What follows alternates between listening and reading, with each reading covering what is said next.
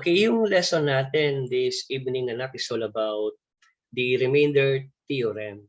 At ito yung learning activity plan 2.5 na ibinigay ng inyong prof sa inyong paaralan. Ang sabi dito, if polynomial p of x is divided by x minus c, then r is equal to p of c. Ang ibig sabihin niya na ang value ng x is equal to c. That is why yung x, mare-replace siya ng value ng c. Kung ano man yung constant na meron sa ating divisor ng polynomial. And then, ang gagawin lang dyan, para malaman natin ang value ng x, yung x minus c must be equated to 0, and then transpose lang natin yung c para mahanap natin ang value ng x, which is actually equal to c, wherein c is actually a constant. And then, for the continuation ng ating slide, ito siya. So ano ba daw yung mga objectives natin na kailangan ma-meet natin in this session? At the end of the lesson, you are expected to find the remainder when a polynomial is divided by a binomial of the form x minus c. X minus c is a binomial since it has only two terms, using the remainder theorem. And then we have to prove the remainder theorem by using maybe another method na kapag nagkaparehas ng sagot, ang ibig sabihin ng remainder theorem is true. So yun ang makikita natin mamayang konti sa lecture na ibinigay ng inyong guro. So ang i-discuss ko ngayon sa session na ito ay ipapaliwanag ko lahat ng mga ibinigay na module ng inyong guro last time. So ito yung task A na ibinigay ni teacher. So ang sabi, before we start, could you assess yourself first and try to share your learning experience on the remainder theorem by highlighting a row that corresponds to your thought. And then knowledge assessment chart, pipili ka lang anak sa tatlo. Yung question A, I've never heard of this before.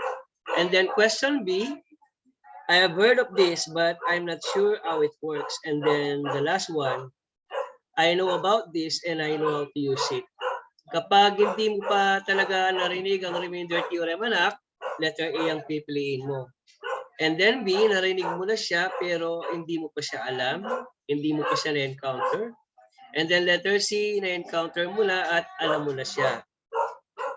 So that is task A. Narinig mo ba ako anak? Anyal ka? Hello? Konti po. Yung Mahina ba boses ko? Malakas? aso po. Dinig ba yung boses ni sir? Opo, sir. Okay, so proceed tayo sa next slide. So sa task B, ito yung math challenge na ibinigay.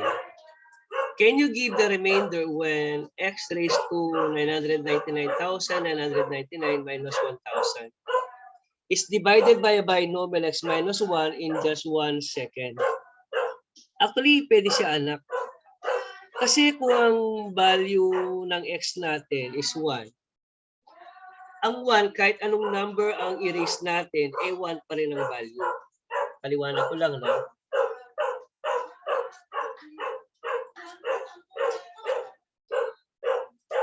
This x minus 1, I'm going to equate it to 0. And then x is equal to 1 if I will transpose 1 to the right side, yung negative 1. So dahil ang value ng x natin is 1, and then ang ibig sabihin yung x raised to 999,999, ang value nito is 1. But 1 raised to this is simply equal to 1. And 1 minus 1,000 is negative 999. So ibig sabihin anak, pagka-calculate natin. And possible siya sa 1 second. Excuse lang anak, no, ibig ko muna.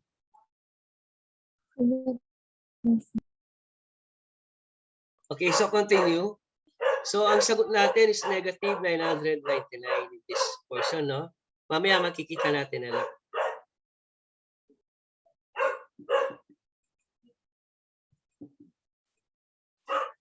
So ito yung discussion na meron yung topic natin. Probably you got mathematically challenged when you saw the second part of your initial activity. You don't have to worry about it because you will now be guided by our new theorem in math. And this is the polynomial remainder theorem. The remainder theorem states that when a polynomial p of x is divided by a linear polynomial x minus c, the remainder of that division will be equivalent to p of c. In other words, if you want to evaluate the function p of x for a given number of c is actually a constant, no? You can divide that function by x minus c, and your remainder will be equal to f of c. Nakukuha mo ba, anak, yung mga sinasabi ko? Daniel ka? Pasensya na, medyo maingay, no? Nakukuha mo ba, anak? Yes po. Okay. So, continue tayo. So, ito yung remainder theorem natin. If polynomial p of x is divided by x minus c, then r is equals to p of c. Katulad ng sinabi ko kanina, ang x minus c, para ma-determine natin ang value ng x, ang x minus c, equate lang natin ng 0. So that if we're going to transpose c to the right side, we have now the value for x which is equal to c. So ibig sabihin, ang p of x natin is magiging p of c at yan ang magiging value ng ating r na inaanap. Ito ang magiging remainder natin. So ganyan na kasimple ang remainder theorem. Kailangan alamin lang natin yung constant value na isa-substitute natin sa lahat ng x's na may meron ng ating equation. So this is the illustrative example number 1 na ibinigay ding math challenge. So ito yung solusyon niya, anak. So ang ginawa ko dito, yung x minus 1, in-equate ko siya actually ng 0, which is hindi lang naka-indicate sa calculation ni sir. So x minus 1 is equal to 0. And then x is equal to 1. If x is equal to 1, kasi ang sabi nung muli is x minus c, di ba? So ang ibig sabihin dito, anak, ang value ng c natin is also 1. That is why substitution process tayo by using this theorem, r is equals to p of c and r is equals to p of 1. Ang ibig sabihin nyo, anak, lahat ng x's, papalitan lang natin ng 1. But 1 raised to any positive integer number or exponent, the value will remain 1. Then 1 minus 1,000 is negative 999. Kapag yan ay ating kinalculate gamit ang calculator. And then for the continuation, your teacher also gave you illustrative example number 2 and erase it. Find the remainder when x to the 4 minus 2x cubed plus x squared minus x plus 1 is divided by x plus 2. So again, same situation. Dito, anak, yung 2 transpose natin. Kapag yan ay ating transpose, noong naka-equate yan sa 0, kasi ganito yan, anak ko, x plus 2 is equal to 0. And then if we're going to transpose 2 to the right side, it will become x is equal to negative 2. And it so happens that this negative 2 is also our constant that we're looking for. So c is equals to negative 2. At dahil alam na natin ang value ng x, ang ibig sabihin lahat ng mga x's dito, papalitan lang natin ng negative 2. That is why in this equation, r is equals to p of negative 2. Originally, mga x's yan, napalitan lang ng negative 2. Direct calculation using the calculator, we can have a value of r is equal to 39. Now, totoo nga ba ang remainder theorem na yan? Is this really true? So, subukan natin sa ibang method, dapat ang maanap pa rin natin is still 39. Kapag 39 pa rin ang nakuha natin, so true talaga yan. So, ito yung proof natin, isang proof lang. Patunay na ang remainder theorem really holds true. So, ito yung proving natin by verifying the given problem using the synthetic division. Look at it, anak. In this given example, similar yan doon sa problem na sinolve natin kanina. Nakita mo, 39 pa rin anak ang sagot. Nung ginamitan natin ang remainder theorem, 39 pa rin ang sagot. But let me discuss you the process. First of all, we bring down 1. So, naka-bring down na yung 1. And then we multiply 1 and negative 2. 1 times negative 2 is negative 2. And then this negative 2 at saka negative 2, kapag ginad natin yan, is negative 4. Negative 4 times negative 2, we have positive 8. And then 1 plus 8, we can have an answer of 9. Then 9 times negative 2, we have negative 18. Negative 1 and negative 18 is negative 19 if we're going to add them. Now, negative 19 times negative 2 is positive 38. Then 1 plus 38 is 39. The last number sa ating last row, yung digit na makukuha natin, ay yan ang ating remainder. Even if you apply the synthetic division, this only shows that you will just arrive at the same answer. The answer before using the remainder theorem is 39. And now that we have used the synthetic division, the result is still 39. So let's continue. So for the illustrative example number 3, so this is another example, no? 16x to the 4 minus 8x cubed plus 4x squared plus x plus 1 up is divided by 2x plus 1. So paano naging negative 1 up ang constant natin dito? Paano ito ang magiging value ng x natin sapagkat ganito ang ginawa ng inyong prof actually. 2x plus 1, in-equate niya yan sa 0. And then after equating it to 0, ang ginawa sa whole number na 1, linipat sa kanan, nag-transpose, so magiging negative 1 yan. And then dividing both sides, the equation by 2. Sa left side, cancel ang parehong 2. Then x will be equal to negative 1 up. And this is also the value for c because this is the constant that we're looking for. And for the continuation, direct substitution lang tayo dyan, anak. Ang mahanap nating value ng r ng ating remainder is 3. Ibig sabihin, lahat ng mga x's dito, papalitan lang ng negative 1 up. And then direct calculation using a calculator, we can have a result of r is equal to 3. So yan ang solusyon ni teacher sa illustrative example number 3. And then I want to show you the calculator. Yung use niya, anak, no? And show ko lang siya. I want you to see it using my calculator. Ito yung calculator, i-open ko siya. Mag-open lang ako ng calculator.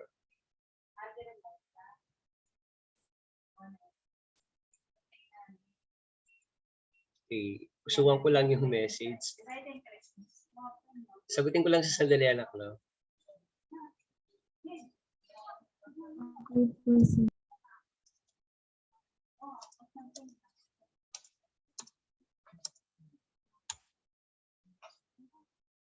Okay, ito yung calculator natin. Para lang makita mo yung usefulness ng calculator. Kapag ganito yung calculator na awak mo, anak, madali lang ang matuto. Okay. Ayan. Okay. So, ang gagawin lang, anak, ita-type ko lang yan. Tignan mo, ita-type ko lang yung 16x to the 4. So, look at it. So, I'll type 16. Naka-lock. Kasi ko yung naka-block. 16 alpha x raised to the 4th power. Can you erase it? Then, move ko yung cursor. Minus 8. Pwede naman ganito eh. 8x, then cube. And then plus 4. Alpha x, and then I'll press square. And then, what's next? Move ko yung cursor. I'll press plus alpha x. And then plus fraction sign 1 up. Ayan siya na. And then pindutin ko lang yung alpha calc. And then pipili ako ng letra na gusto ko. Halimbawa, alpha A. Yan. No? So, ang gagawin ko niyan anak, pipindutin ko lang yung calc. Magtatanong ang calculator ng x. So, ang value ng x natin is 1 half. So, I'll press this fraction symbol and then ito, no? I'll press 1 and then this fraction symbol, I'll press 2. And then press equal. You will see, nagtanong pa siya ng A. Hindi siya ganyan. Okay, ulitin ko lang anak, no? Alisin ko to. Tingnan ko nga. Yan, okay, equal. Alisin ko na yung alpha calc A. X na lang tayo, yan.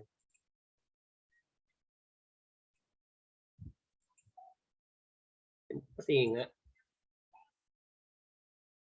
16x to the 4 minus 8x cubed plus 4x squared plus x plus 1 half. And then, nagtanong ang calculator nung pinindot ko ang calc, I'll press 1 half. Negative 1 half pala. Yan. Negative 1 over 2. And then, press ko yung equal. You will see that the result is the same. Pwede mo siyang idiretso sa calculator.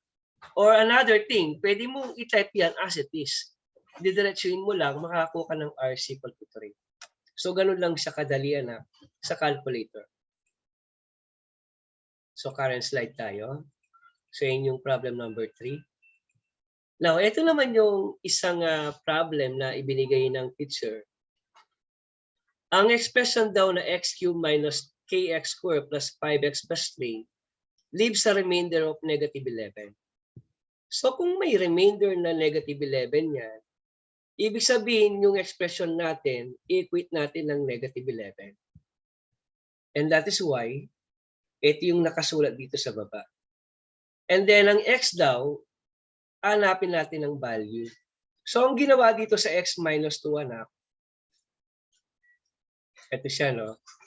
Yung x minus 2 was equated by the number 0. So, if I will equate x minus 2 to 0, we can have the value for x which is equal to 2. It is also the value for c, the constant. Now, if we will be using this, ito i-equate lang natin ng negative 11. And then lahat sa mga x's, dahil may value na tayo ng x's, that is 2. So, ang matitira na lang variable dito natin is k. So, ito siya. So, k ngayon ang ating inaanap.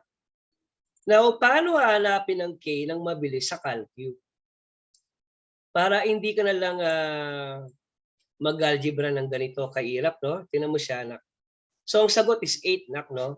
So, ito lang yung ating itatype. Papakita ko sa iyo sa calcu. Ito lang. And look at it the way I will type it using the calculator. So, show ko siya and then ipapakita ko uli yung calcu. Now, let me start with 2 cube. Ito yun, no? 2 cube. So, I'll press 2 and then exponent raised to the third. Move the cursor to the right. Then minus 2 square. Ito siya. Lagyan ko na siya ng parenthesis kasi may nakamultiply na. Okay, close and then square. And then times, I'll type alpha x. Lalagyan ko siya ng parenthesis, anak. And then plus 5 times 2. That's it. And then plus 3. Ito yung tinatype ko. And then alpha calc, para lumitaw ang equal symbol, and then negative 11. Finally, I'm going to press shift and then calc and then press equal. You will see that the result is 8. Kamukha lang na nakuha natin dito.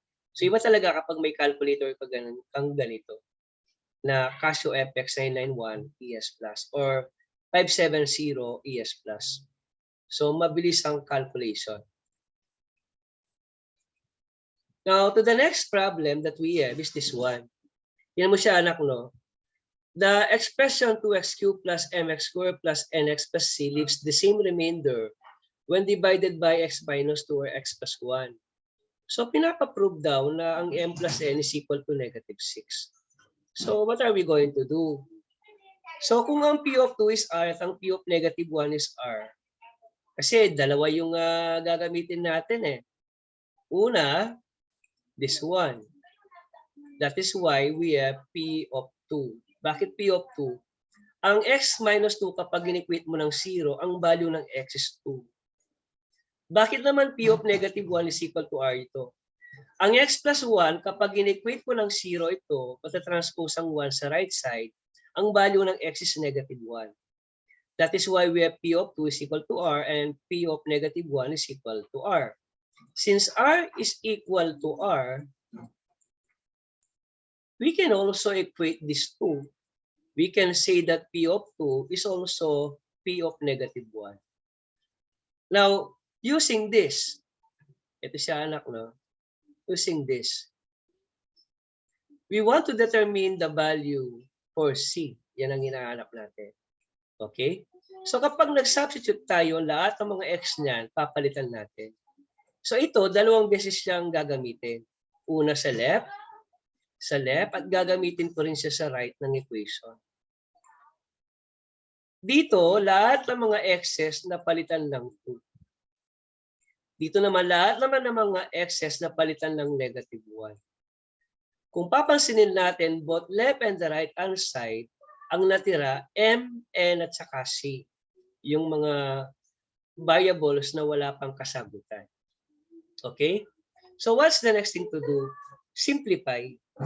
Ang 2 cube, kapag rinaise natin ang 2 sa third power, that is equal to 8. 2 cube is 8, that's why this is 2 times 8. Ang 2 square is 4. That's why we have m times 4 here. And then this will become 2n plus c. Ito naman ang negative 1, kapag na-raise sa third power, it will become negative 1. Okay? And then times 2. Dito naman ang negative 1, kapag ni-square natin is positive 1. Okay? Kaya m times 1. And then this one is negative n plus c. Simplifying the equation, we can have this result. 3m plus 3n is equal to negative 18. Okay? Ba't nawala yung c? Yung c, positive siya sa right side, positive siya sa left side. Pwede na siyang cancelain. Bakit? Kasi kapag lilipat ko ito sa right side, magiging minus. So, hindi na pwedeng isulat pa ang c. Pwede na silang alisin. Kasi anytime, maka-cancel din naman. Now, 3m plus 3n is equal to negative 18. Actually, pwede kang mag-reduce sa equation eh. Lahat sila divisible ng 3. 3m divided by 3 is m. 3n divided by 3 is 3, ay n. And negative 18 divided by 3 is negative 6. Kahit hindi ka na mag-factoring. Pero ang ginawa dito, nag-proceed pa siya sa factoring. Pinactor out ang 3, that's why we have 3 times m plus n. And then dividing both sides the equation by 3, yan. So cancel ang 3 dito. Then m plus n is equal to negative 6 because negative 18 divided by 3 is equal to negative 6. So yun yung example na ibinigay ng inyong guro. So exciting yung problem. May analysis siya. Maganda siyang gawin. Kasi maasa yung algebra ninyo kapag yan ay laging binibigay ng inyong guro sa inyo. And then, ito yung reflection, anak, no? What have you discovered about a remainder theorem? So, nasa sa iyan. Pero ako, ang payo ko dito sa remainder theorem, true siya. Yun ang na-observe ko, no? Kasi nung sinubukan ko sa synthetic division, para mahanap ko yung remainder doon sa division process, para walang nang lumitaw na sagot. So, ibig sabihin, remainder theorem is actually true. And not just only true mathematically, but also into reality. Sa reality, may mga remainders tayo sa totoong buhay. Sa pagkain nga lang, yung mga tira-tira, mga remainders yun. Di ba? Now, for the written task, journal writing is one way of getting the chance to reflect on our own learning experiences. Your goal now is to create your 5th journal in Mathematics 10 this second quarter. You are given 5 per questions and then this will be part of your quarterly portfolio assessment. I think you have to create essay here, anak, no? Yung una, sasagutin mo yung essay kung ano yung naiintindihan mo. I understand. Ano yung mga hindi mo naintindihan? I need help. I need practice. And I want more. So, diyan ka gagawa ng essay mo, anak, sa written task. Diyan ka magre-reflect. Okay? Klaro ba, anak, ang mga suggestion ko and advice? Anyan Opo, ka? sir. Yung Opo. assignment nyo kanina, anak, yung mga Opo. slides, di ba may pinagawa kang slides sa akin? Nagpatulong ka? Opo, sir. Makikita Opo, mo doon, ginamit. anak, yung mathematical model simplified. Hindi mo na kailangang mag-substitute doon sa final formula ng age. R na lang ang sa-substitute mo, malalaman mo na ang PSA. Nakita mo na ba siya? Opo, sir. Tapos po ginamit ko din po siya for reference dun sa script Okay, writing very po. good. So, kinumpleto ko siya, pati yung computation nandun na lahat, anak. And then, nag-triple decimal ako doon sa height. Kasi kapag nag-solve ako ng PSA, nag-direct ang radius, 2 decimal ang ginamit ko, hindi sila magtutugma ng PSA dahil nagpapadagdag pa ng decimal yung height. Nung una kasi ginamit ko lang 2 decimal places. Yun yung ginawa ko ng tatlo para mas accurate. Okay, anak. Meeting natin yan, anak, next week is Tuesday. And then Thursday para matapos natin yung buong session natin. Opo. This before Christmas vacation. Paano ba yung ano natin? Yung, Vacation na po namin next week, sir. ano? Christmas vacation na po namin. Paano yan? Bakasyon, anak. Tuloy-tuloy pa rin tayo hanggang bago magano. Ikaw? Siguro break po muna. Sige. Next week po. Okay lang po next week, Next sir. week tuloy natin. Okay. Pero Level na po pa din po. pag after ng Christmas hanggang bagong taon, break time muna, anak, no? Opo. Para ma-enjoy mo yung bakasyon mo, anak. 7 p.m. po ba ulit, sir? Stop share ko lang siya, anak, no? Sige po. Sandali lang. Huwag mo lang, stop share ko lang yan. Stop recording.